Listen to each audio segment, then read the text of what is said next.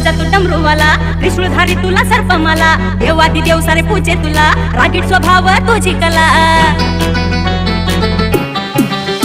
अग दख्खनचा राजा तू डमरूवाला, त्रिशूळधारी तुला सर्पमाला, देवादी देव सारे पूजे